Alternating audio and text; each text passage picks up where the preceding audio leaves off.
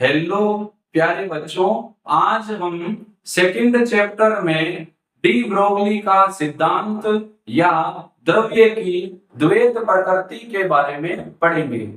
Bore के परमाणु model की कमियों को दूर करने के लिए अधिक उपयुक्त व सरल परमाणु मॉडल की आवश्यकता हुई। इस प्रकार के मॉडल के विकास में दो सिद्धांतों का मुख्य रूप से योगदान रहा, जिसमें नंबर एक डी ब्रोगली का सिद्धांत और नंबर दो हाइजेनबर्ग का अनिश्चितता का सिद्धांत है। इस वीडियो में हम डी ब्रोगली का सिद्धांत या द्रव्य की द्वैत प्रकृति के बारे में पढ़ेंगे। तो हम ले रहे हैं डी ब्रोगली का सिद्धांत या द्रव्य की द्वैत प्रकृति। द्रव्य यानी पदार्थ, जबकि द्रव एक पदार्थ की अवस्था होती है। डी ब्रोगली के अनुसार प्रत्येक द्रव्य अर्थात द्रव्य द्वैत प्रकृति का होता है। तो डी ब्रोगली के अनुसार द्रव्य की प्रकृति द्वैत होती है, अर्थात द्रव्य कणीय प्रकृति के साथ साथ तरंगीय प्रकृति भी रखते हैं। तो डी ब्रोगली के अनुसार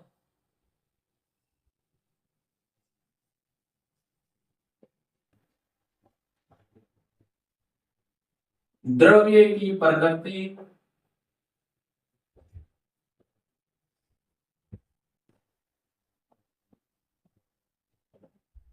द्वैत होती है।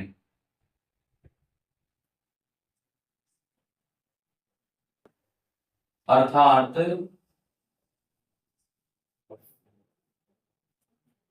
द्रव्य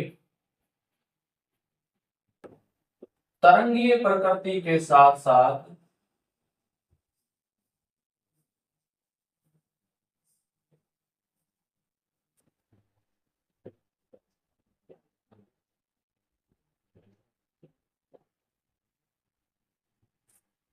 कणीय प्रकृति भी रखते हैं।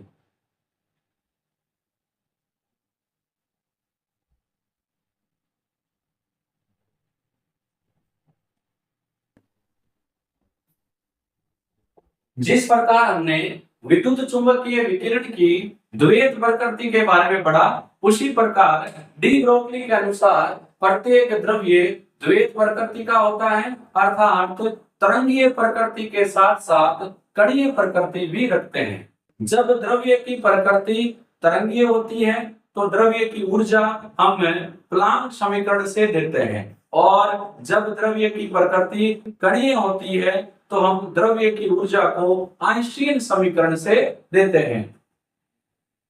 तो नंबर एक इसमें हम ले रहे हैं तरंगीय प्रकृति।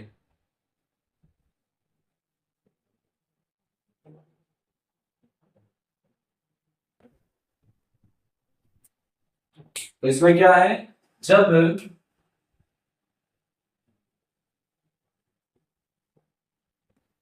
द्रव्य की प्रकृति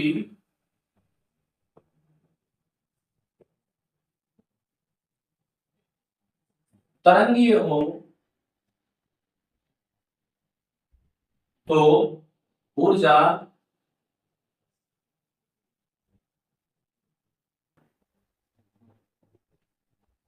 प्लांक समीकरण द्वारा या प्लांक समीकरण के अनुसार होगी। ऐसे कर लेते हैं, प्लांक समीकरण द्वारा दी जाती, बेटर रहेगा।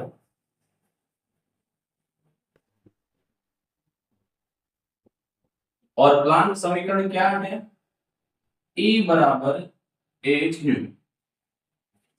अगला नंबर दो कणीय प्रकृति। जब द्रव्य की प्रकृति कणीय हो तो ऊर्जा आइंस्टीन समीकरण से दी जाती है। तो जब द्रव्य की प्रकृति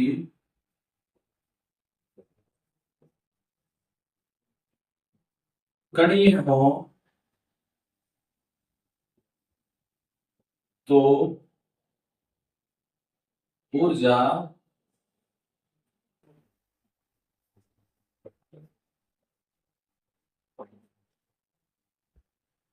आइंस्टीन समीकरण द्वारा दी जाती है। और आइंस्टीन समीकरण क्या है? E बराबर एम सी स्क्वायर, समीकरण नंबर 1, समीकरण नंबर 2। अब हमें पता है कि द्रव्य की प्रकृति द्वैत होती है, तो ये दोनों समीकरण इक्वल हो जाएंगे। द्रव्य की प्रकृति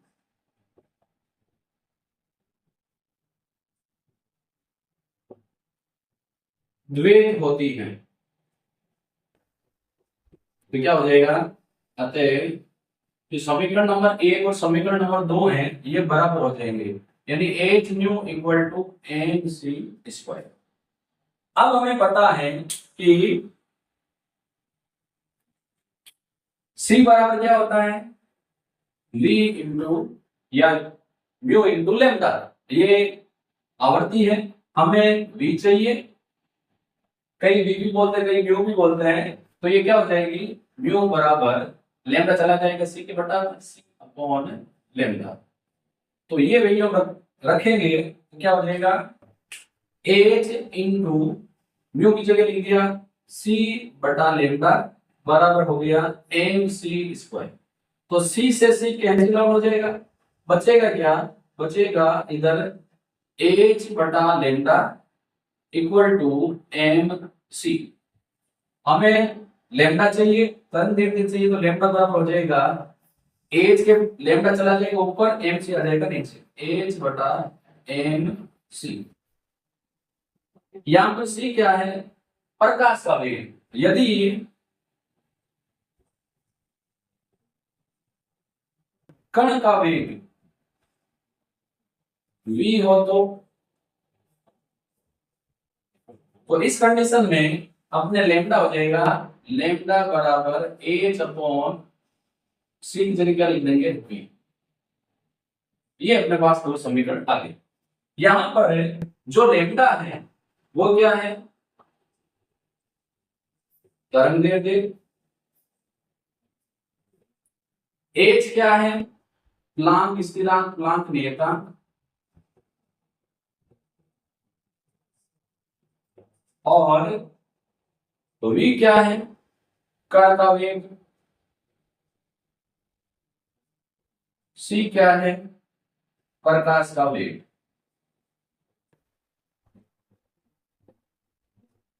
और m क्या है? m है कण का द्रव्यमान।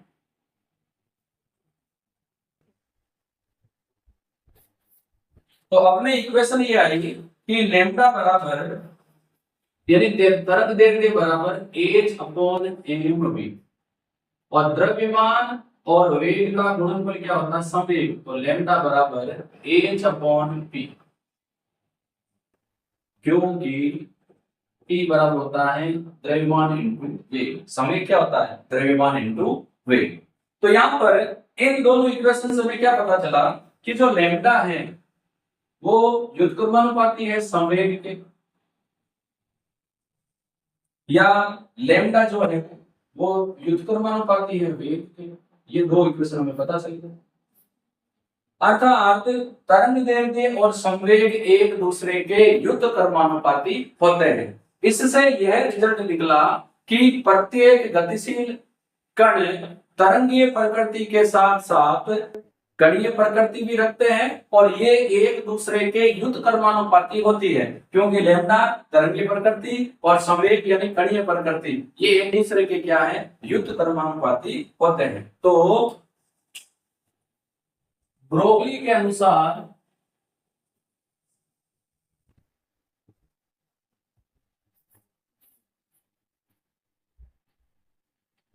प्रत्येक गतिशील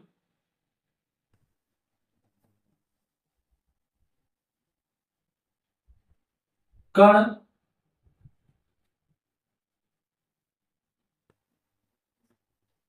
कणीय प्रकृति के साथ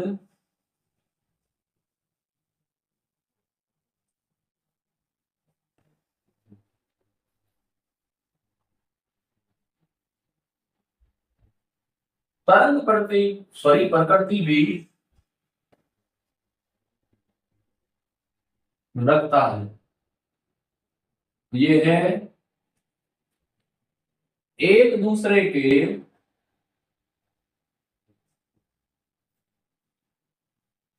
व्युत्क्रमानुपाती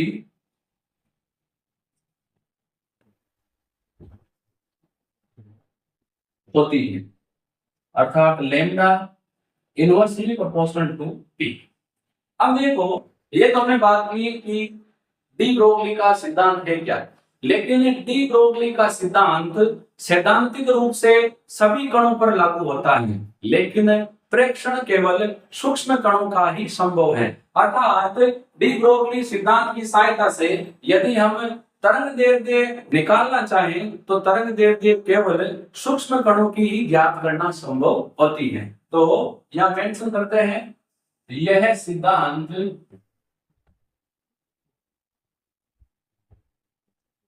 सैद्धांतिक रूप से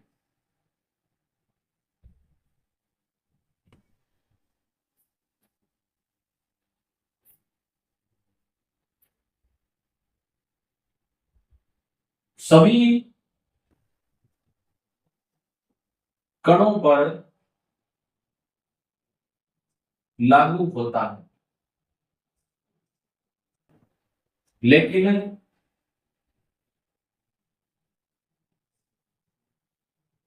प्रेक्षण केवल सूक्ष्म कणों का ही संभव होता है।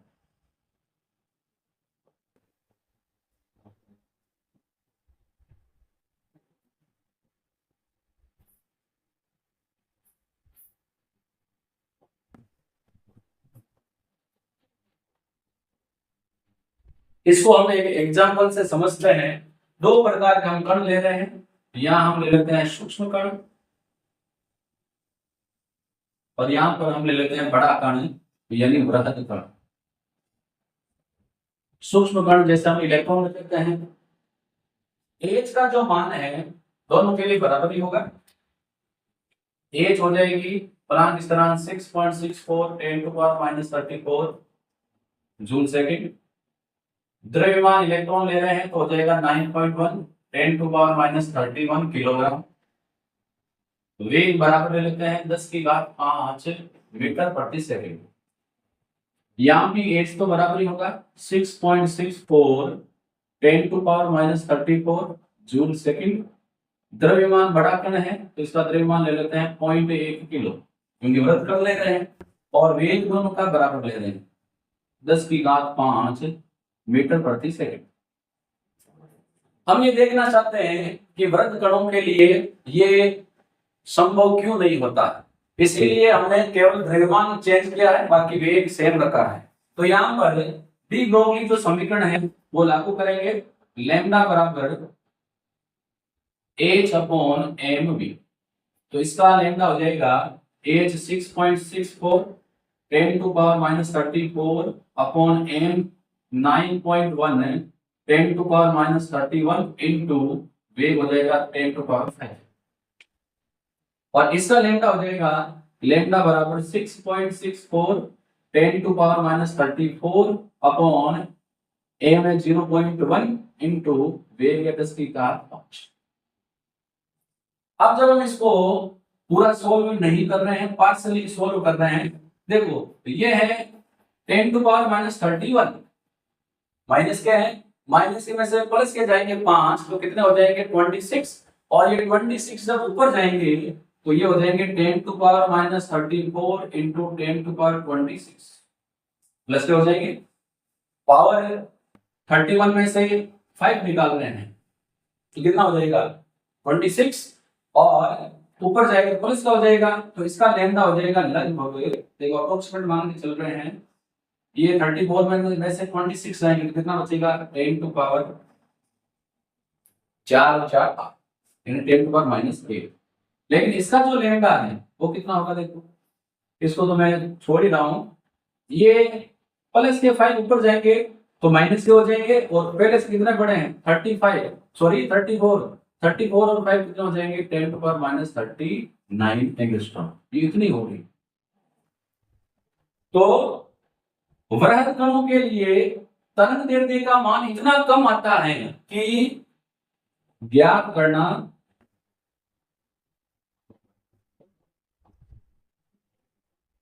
संभव नहीं है, इतना कम मान ज्ञात नहीं कर सकते और इसका मान ज्ञात करना संभव है।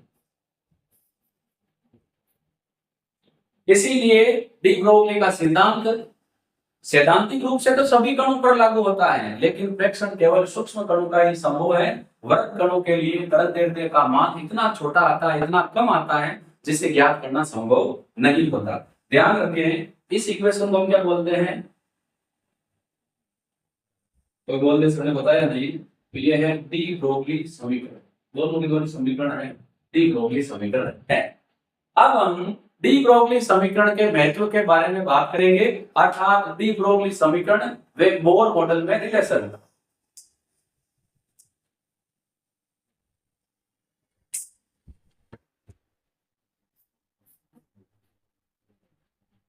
ब्रोगली सिद्धांत में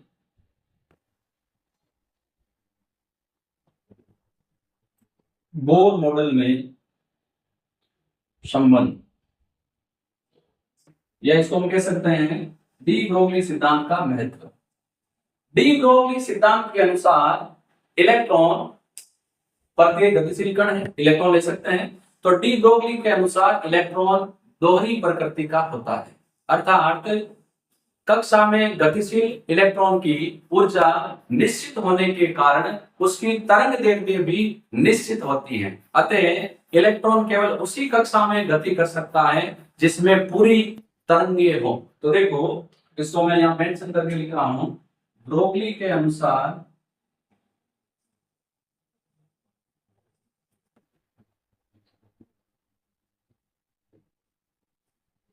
इलेक्ट्रॉन की प्रकृति दोहरी या द्वैत होती है,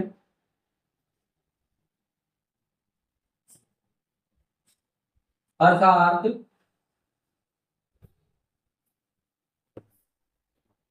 प्रत्येक गतिशील इलेक्ट्रॉन की ऊर्जा, ये इलेक्ट्रॉन किसमें गति कर रहा है? कक्षा में। प्रत्येक गतिशील इलेक्ट्रॉन की ऊर्जा निश्चित होने के कारण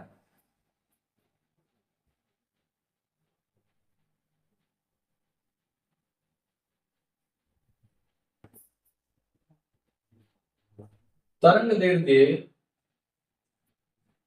भी निश्चित होगी।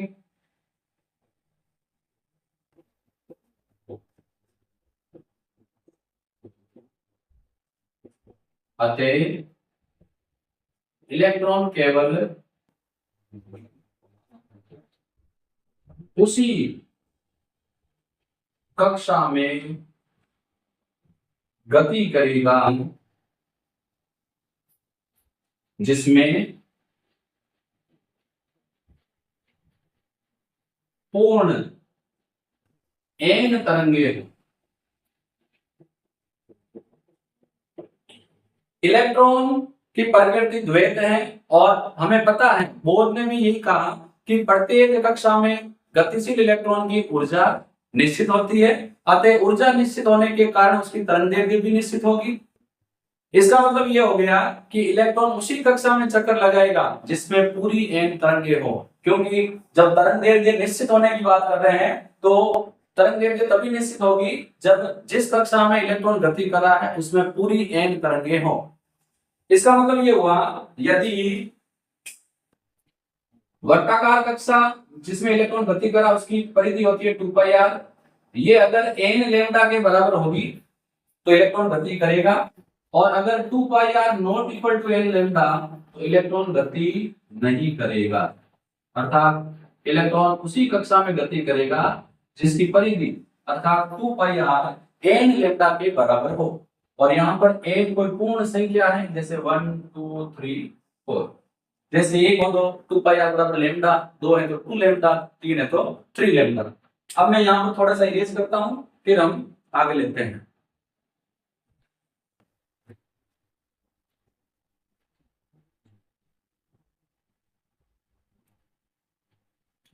तो ये जो तथ्य हैं इसको हम डायग्रामेटिक फॉर्म में समझते हैं। मान लो इलेक्ट्रॉन, ये न्यूक्लियस है और इसके चारों ओर वर्ताकार कक्षा में इलेक्ट्रॉन गति कर रहा है। थोड़ा सा न्यूक्लियस बीच में बना देते हैं। अब यदि इलेक्ट्रॉन इस कक्षा में गति करना चाहिए, इसमें पूरी की पूरी n तरंगे होनी चाहिए। मान लो दूसरा इलेक्ट्रॉन एक ऐसी कक्षा में गति करने के लिए चाहता है जिसमें n तरंगे पूर्ण नहीं हो, तो क्या इलेक्ट्रॉन गति कर पाएगा? नहीं कर पाएगा। अब इसमें जो वर्ताकार पथ है जिसमें इलेक्ट्रॉन गति कर रहा है, उसकी परिधि में पूरी की पूरी n तरंगे हैं और इसकी परिधि में पूरी की पूरी n तरंगे नहीं है। कैसे पता चला? क्योंकि देखो ये आपस में कट कर रही है, इसका मतलब पूरी तरंगे नहीं है और इसमें पूरी तरंगे हैं। तो इसमें इलेक्ट्रॉन गति करेगा, इसमें इलेक्ट्रॉन गति नहीं करेगा। अब हमें पता है डी ब्रोगली के अनुसार जो लैम्डा है वो किसके बराबर है? H/mv के। ये किसके अनुसार है? डी ब्रोगली के अनुसार। तो इक्वेशन क्या हो जाएगी? 2 पाई r बराबर n इंटू लैम्डा की वैल्यू हो जाएगी H/mv। अब मैं क्या कर रहा हूं, इस mv को ऊपर ला रहा हूं और 2 पाई को नीचे भेज रहा हूं। तो mv ऊपर आएगा तो mvr बराबर इस तरफ है n गुना h बटा 2 पाई नीचे आएगा तो 2 पाई। और ये क्या है? ये है बोर की वृत्तीय अवधारणा।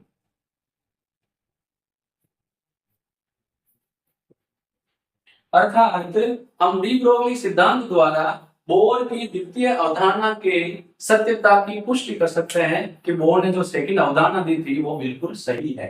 इसीलिए हमने ये टॉपिक लिखा है ब्रोगली सिद्धांत और बोर मॉडल में संबंध। तो डी ब्रोगली के अनुसार प्रत्येक गतिशील इलेक्ट्रॉन की प्रकृति द्वैत होती है, अर्थात प्रत्येक कक्षा में गति करते हुए इलेक्ट्रॉन की ऊर्जा निश्चित होने के कारण तरंग दैर्ध्य भी निश्चित होगी। इसका मतलब ये हुआ इलेक्ट्रॉन उसी कक्षा में गति करेगा जिसमें n पूरी तरंगे हो। अगर पूरी n तरंगे नहीं हो तो इलेक्ट्रॉन उस कक्षा में गति नहीं करेगा। तो यहाँ पर हमने ब्रोगली सिद्धांत और बोर मॉडल में संबंध व्युत्पन्न किया और इससे हमें ये पता चला कि डी ब्रोगली ने बोर के सेकंड अवधारणा की पुष्टि की। तो यहाँ पर अपने डी ब्रोगली का सिद्धांत समाप्त होता है।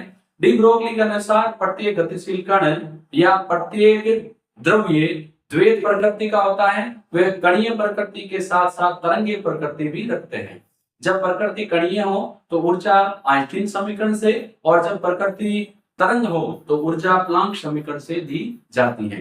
डी ब्रोगली का सिद्धांत सैद्धांतिक रूप से सभी कणों पर लागू होता है, लेकिन प्रेक्षण केवल सूक्ष्म कणों का ही संभव है, क्योंकि बड़े कणों के लिए तरंग दैर्ध्य का मान इतना कम